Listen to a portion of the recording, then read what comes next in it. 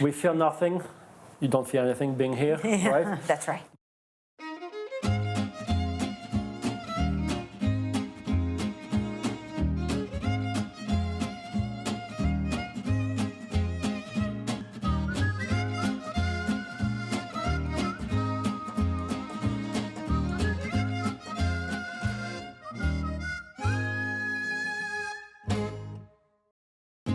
We've all been transported to worlds beyond our wildest imagination with books.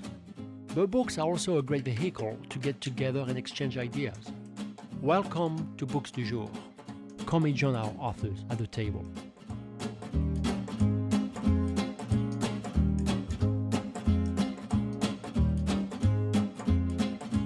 My next guest is already all smile and very witty, apparently. Lisa Gardner, Fear Nothing. The book is out? Yes. When did it come out? The book is available now. Yes. It came out in January from Dutton. From Dutton. That's a publisher, right? Yes. That's not their author. So what's Fear Nothing? So Fear Nothing introduces the character of Dr. Adeline. Oh my gosh, I can't remember my character's name. How embarrassing it is. I can so help Adeline, you. thank you. Most of my books have been inspired by something in real life that I've read about. Okay. And the New York Times Magazine several years ago ran a very interesting piece on a rare genetic condition where you cannot feel pain. And at first blush, this sounds like what a great thing to go through life, never having to feel pain. It's called psychopath, no? Yes. Well, no, not physical pain. So physically you can't feel any pain at all. Most of the children will die before the age of 3. If that's a condition? Yes. Okay. Because the whole point is you have to feel pain to self-correct and not do things that would put you in danger. That's right. So in particular, they're following the case of a young girl who had now made it to 9 and 10, and her parents were becoming concerned, and this is in real life. What does it mean for empathy? Would she become a psychopath? Yeah. If everyone else in the world can feel pain and you can't, you have no way to gauge. That's right. what does it feel like to be that person? For me, that was immediately a character. Great question. And I created the character of Dr. Adeline, who is a pain specialist, because as you can imagine, someone who cannot feel pain, it is almost like her life's obsession. Mm-hmm. So I have to stop you. People can find out how the books, but we're talking about a brain dysfunction, a nervous system dysfunction. Where is that absence of pain located? The DNA? Where is it? Because of the genetic fault, the neurons cannot relay I think the synapses are not working to bring the sensation to the brain. Okay. You can't feel hot or cold either. Can you feel a sting in the needle? No, but you can feel pressure. You can feel pressure. So you can feel like the pressure of something, but not the pain of it. Oh, You can feel textures. You can't feel temperature, which is a big deal. So for one of the things, Adeline in the book will tell you everything she drinks, every shower she takes, she actually has to measure what the temperature is. Every day she takes her own temperature because she could have a raging fever like a sign of infection and never know. So to just make Adeline's world complete, her father is also one of the most notorious serial killers in New England. Oh, okay. And her sister is already incarcerated for her first murder. When a whole string of murders start to happen that seem to be related to her family, as the supposedly sane member of her family, she embarks with Detective D.D. Warren to try to figure out what's going on. And you begin to wonder that all of these people are a little bit more than they seem. Okay.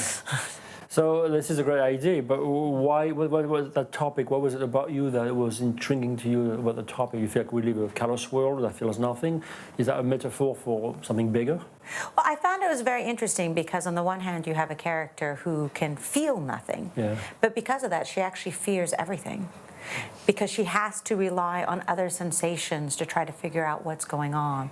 One of the things in the book is all the things she's never done, like being on a warm beach. She can't afford sunburn, she would never know.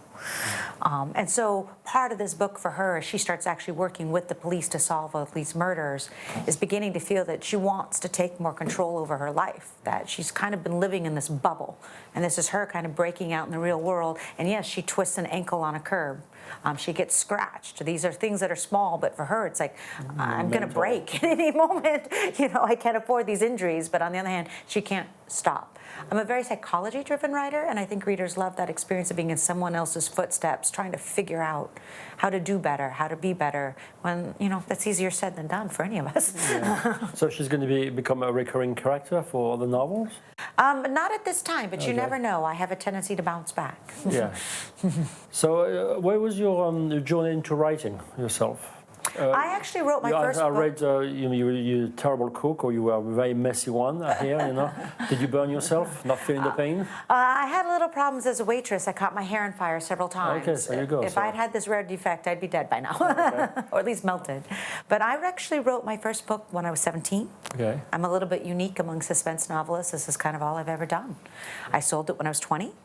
I wrote another 10 years, kind of some small genre novels, worked as a business consultant, became a research analyst, but I knew this is what I wanted to do. And then again... But what crime? I think all of my books have been an attempt to answer that question. I love that question of where does evil come from? And it's definitely something Adeline wonders about a lot in Fear Nothing. It's one of the things she's concerned about. Is evil genetic? Because if you look at your father and her sister, her odds aren't great. And a lot of her life is kind of this conscientious choice. I do not want to be these people. But as she's being put in situations of increasing danger, I think she discovers in herself that perhaps she has a few more violent tendencies than she was planning. It's an interesting observation, because when I hear about evil, and framing that way where evil comes from, it almost sounds like to me like that evil should not be part of this world. Yeah. You know, so is the world... It should not be a world of Jour, it's just good and evil should be both present, so we can actually enjoy goodness if we don't have evil.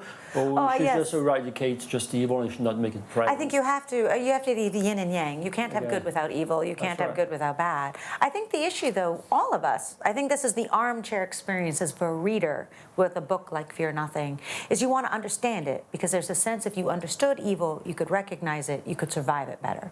I think one of the fun parts about reading suspense is kind of that vicarious thrill of being in a dangerous situation, of trying to solve it. Can I pick who the villain is? Because often in my novels, you don't know to the bitter end. I don't know, writing them.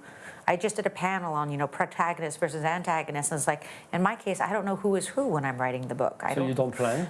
I don't plan. So you're a pantser, what they call that? Yes, the seat of the pantser. The seat of the pantser. Yes. So I can't imagine to write that way. Yes. I know a writer that. I know your lead child write the way you do it. But so you just sit down, you have an idea, and then you just let it run? I generally always have a strong premise. And then because I do have a reoccurring police detective that's going to also assist my everyday person in this novel, I will do a lot of research with the police. And I always think that's a great deal of fun. And physically, you're going to the real world and call them, or yes, just email? Or I might go go to the actual body farm to learn what I need to learn. Or in this case, I just met and interviewed. Okay, so here's murder, here's the crime scene. Police are very excellent at setting crime scenes. Often they can help me make them better. And then talk about some basic investigative steps, because I think in a thriller novel, you want everyone to be at their best. Everyone's doing their best work, has their sharpest performance. That's what gives you that kind of battle of wits, that cat and mouse of, trying to catch a villain. Yeah. So you live in New Hampshire. Is it easier in a small town or than New York? I thought it would be easier to do something like that in New York City when there's so much information and people available. But maybe not, no? I can travel to get anything I need. I know that, but you have a family as well, right? Yeah. The advantage for me for small town living is I'm an outdoors person. I love the mountains. I think some people roam the mountains and think, oh, look at the beautiful trees, look at the beautiful views. I'm at any given time roaming the mountains thinking, ooh, so if the murderer, and it's how ideas come to me. So a small, quiet life, I guess, is good for homicidal thoughts. I'm not sure which. So, do you travel a lot in Europe? I do. I'm about to embark on a European tour. So you got a couple of prizes in rewards in France. Yes, and I'm actually about to visit Paris, Warsaw, Amsterdam. I'm an international relations major, so I love to travel, and it's kind of fun to be able to tell a story, one place, a very small town, that goes out around the world, and so many people seem to think it's fun to read. Yeah. What's the reaction of foreign press and foreign audience to you? To your books? So far, I've been very well received. It's nice. It's very. I mean, there's some cultural differences. It's interesting. The American readers have a tendency to be fascinated by the very strong female characters. The French seem to like the dangerous men. Oh, really? So the comments you get can be a little bit. So is there something else cooking already? Yes, I'm about to start I have my next novel coming out in February called Crash and Burn, and it involves... We're still about the hair burning in the kitchens, right? That's it. We've established the theme. That's right, yeah. Maybe that's a recurring theme in the novel as well, no? And it was a fun novel to write because I actually worked with my local police in the small town, and a lot of it has to do with the police in New Hampshire. The county sheriffs have a special degree of power not found in other sheriff's departments around the country because it is so rural and there is no backup. And they are not just police, but they can actually act as judges as well. So they have a great deal of power. So it's a very interesting novel. I hope people will enjoy. I'm sure. Well, now you're close to about 20 books published. How many of you are close to it? I think I'm at 40. You already that many? Or Yeah. it's not all listed in your Yes, first I've page? written. Yes, I'm close to 40. Is there still topics you feel like, not ideas, but topics you feel like you have to tackle before you put the pen down? Well, I'm definitely a psychological-based writer, and I Okay. think human nature and the things we read in the news is just crazier all the time. I feel like as long as human beings are human beings, I'm never going to run out of book ideas. Yeah, but you could get bored with having to write another psychological thriller, you know? No, because you can always come up with different concepts. So Crash and Burn, the new book that will come out in February, was inspired on these cases of kind of child abduction where the child is found, like, you know, not just 10, but 20, 30 years later. We have had a couple of those major cases in the news. Sure, I've read it, yeah. I mean, what's it like to be the kid suddenly, well, I thought I was this person, now it turns out I was a kidnapped parent, and these people lied to me, but these are my real parents, but they don't feel like my... It's got to be terrible. Yes, so what is it like, again, what would it be like to walk through those shoes? So you have a vicarious life through other people's trauma. Almost. Exactly. Yeah. That is well put. Well, I think we've been traumatized enough for today with you. And that was Lisa Gardner, Fear Nothing, and do not fear Lisa. She's fantastic. Thank you for being our books du jour. Yeah. Thank you very much.